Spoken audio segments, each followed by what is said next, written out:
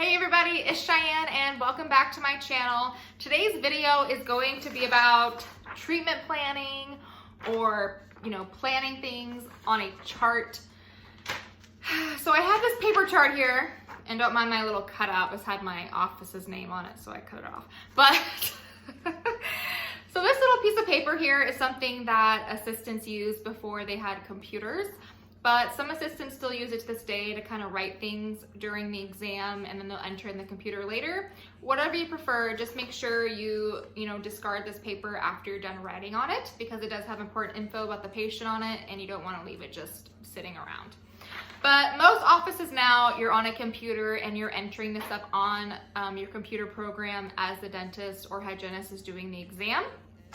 But I just wanted to go over a few things with you guys. So usually with charting, you're going to chart the existing restorations, and usually you do that with the hygienist when she is doing like the perio charting and things like that. But some offices, the assistants enter the existing restorations. Some offices, the dentists enter them. Every office is a little bit different. The office I'm in now, the patient gets their cleaning and exam all in the same appointment. So they will come in, the hygienist will do their perio charting, I'll help her enter that, and the existing restorations, and then after she's done cleaning, the dentist will then come in and do the exam, and then let me know if there's any decay, and then I'll chart that, and then put together a treatment plan for that patient. But we're mostly going to be talking about like charting cavities, like basically work that the patient needs to get done. So this is basically what your computer program will look like. You're gonna have all 32 teeth on there, and usually you can click through and change things. Like you can change, if it's a child, if you wanna do like an age change and put baby teeth in there, or if they're missing their wisdom teeth, you can mark these certain teeth missing, or if they're missing other teeth, mark them missing, impacted, partially impacted, things like that. But if you're actually charting, this is what it's basically going to look like. So let's pretend that we're in there with a dentist and he is telling us the decay on a tooth. So he's like, okay, number 2 has DO caries. So you would write that here on your piece of paper, number 2, DO caries. And then some charting computers, you can go on to there and you can put that tooth has some caries on it. And then you can put the filling on there that they're going to need, the planned filling. So I would click on number 2.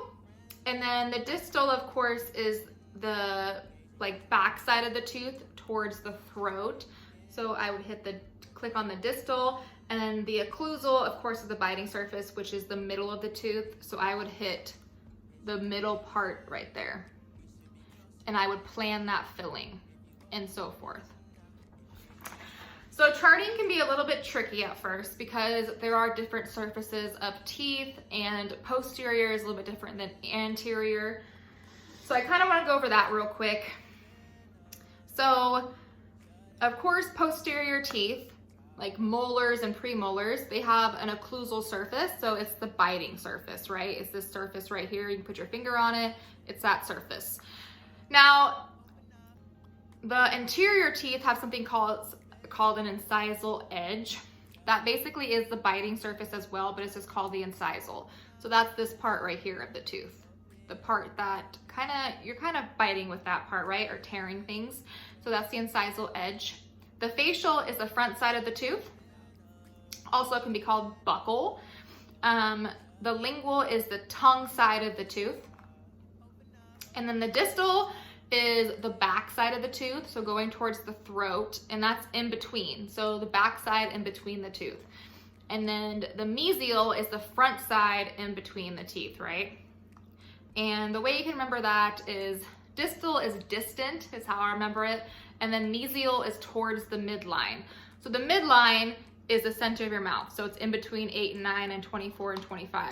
Oops. I'm always losing teeth off this thing. Oh my gosh. But anyways, so the midline is in between 8 and 9. So mesial is towards the midline. The distal is away from the midline. Distal, distant, mesial, midline. Okay? So that is how you can remember the surfaces. So charting. So 30 MOD, of course, is going to be tooth number 30, and you're going to highlight the distal and the mesial and then the occlusal part, right? Just like that. And you're gonna plan that filling. Now 24I, which is 24 incisal, 24, you're gonna do the middle, because I know on the molars that means occlusal, but on the anterior tooth that means incisal. It's the chewing part of the tooth, right? Now for fun, I put a few other things, like I put 1, 16, 17, 32 extract. So usually when you chart that, you just put a big X through those teeth. Number 8, I put a mesial, incisal, facial, lingual. So that's pretty much an all surface filling. So you basically shade all surfaces. Now you see this little part up here that's not shaded. That's the root of the tooth.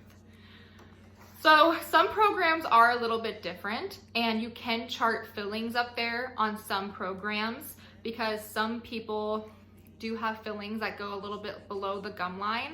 Usually if a filling goes below the gum line, it's on the root surface, that tooth's unsavable. But I have seen fillings go to that point, but usually they don't.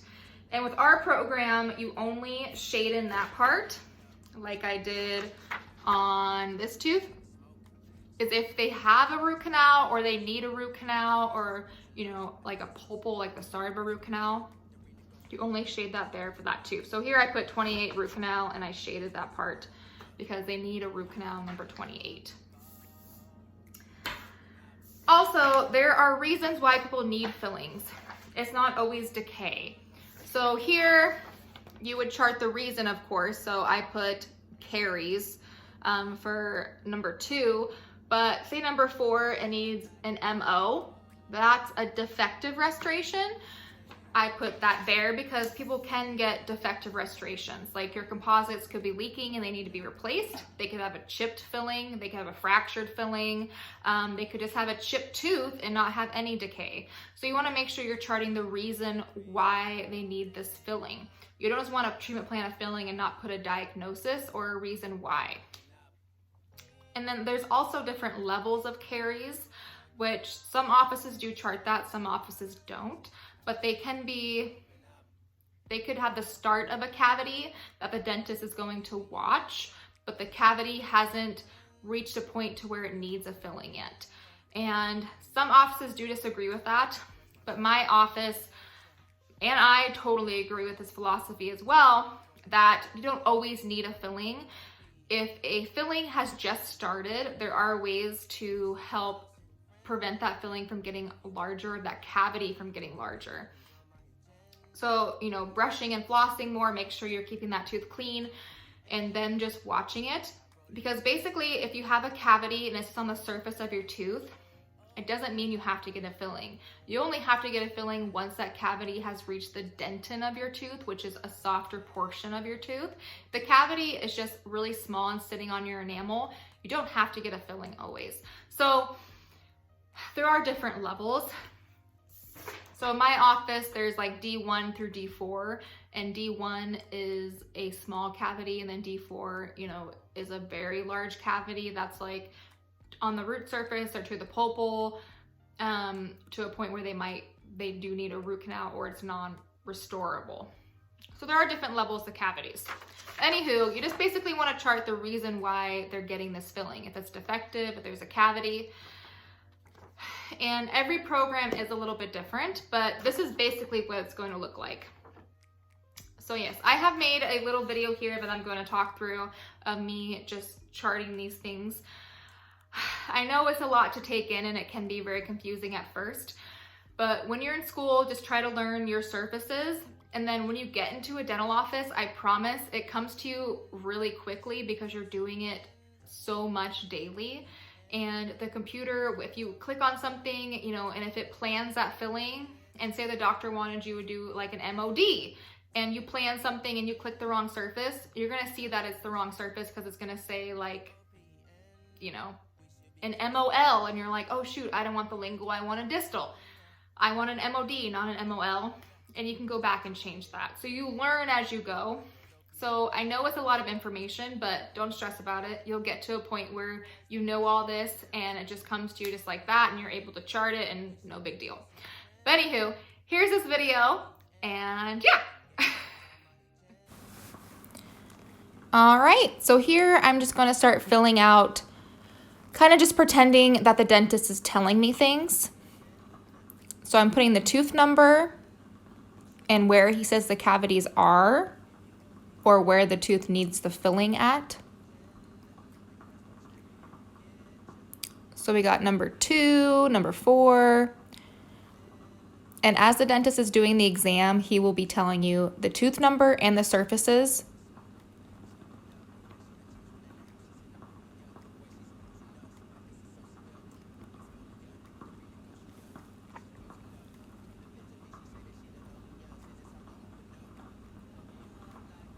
And some dentists even fill these out before they go in and do the exam, and they hand them to the assistant so they can enter them in the computer. That's always nice, but not every dentist does that.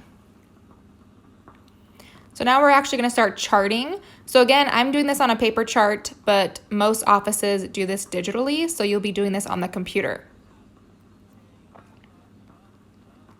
So I'm just shading in the surfaces of the tooth that need the filling. And if you were doing this on a computer, you'd be clicking on that spot and then adding either a composite filling or amalgam filling, whatever your dentist prefers or tells you what is needed.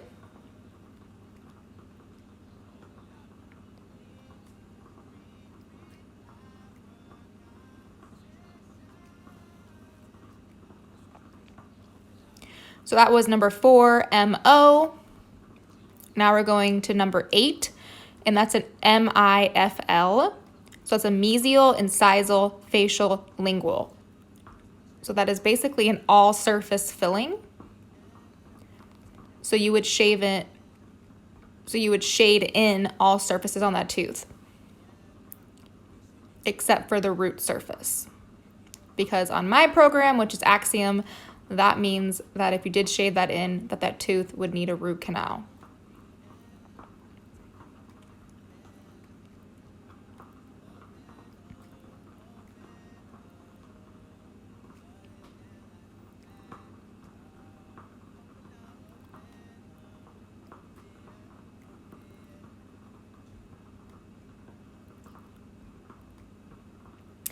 Just shading that in. All right, now we're gonna move on to the next filling. So I'm gonna show you there that it's all shaded in. And then I also shaded in 12DO, which you can see is the occlusal and distal portion, and then 15 occlusal, which is just the middle part of the tooth. Now we have some that we're gonna do on the lower.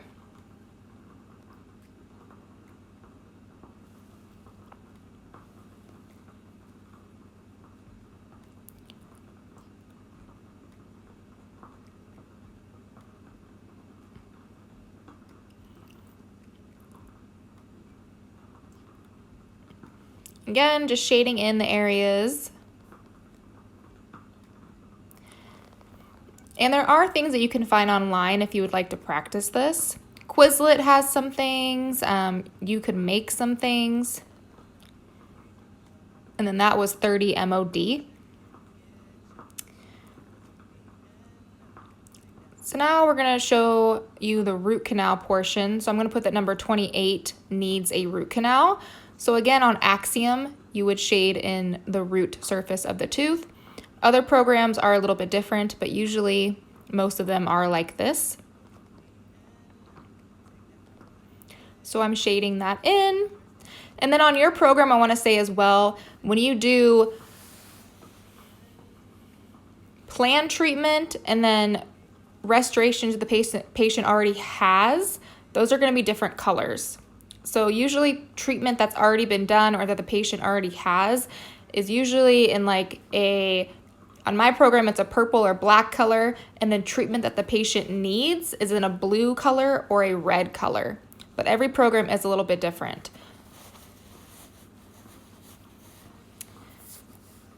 And then I also showed how to put in a facial filling on number 9.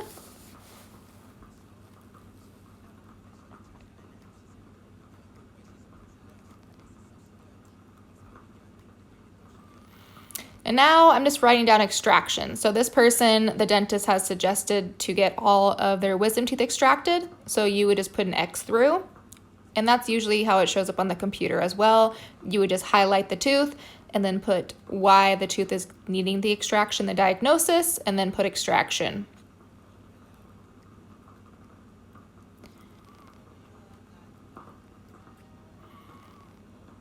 That is where the dental code would go. So that's a good place for like amalgam or composite filling. But since you're doing this digitally, the computer does that for you now. So the diagnosis is important. You want to write down if this is a cavity, if it's a defective restoration, if it's a broken filling. Because when you chart things like that, you need to put a diagnosis down of why you're doing the filling. And then you can write a little description if you would like. That's good to put into your chart notes.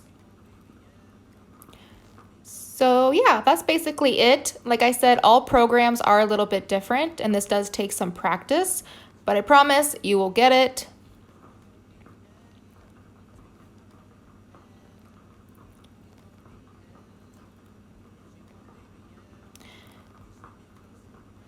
And then I believe I'm going to show you the bottom portion of this page real quick. So those are just the different meanings behind things like existing, planned treatment,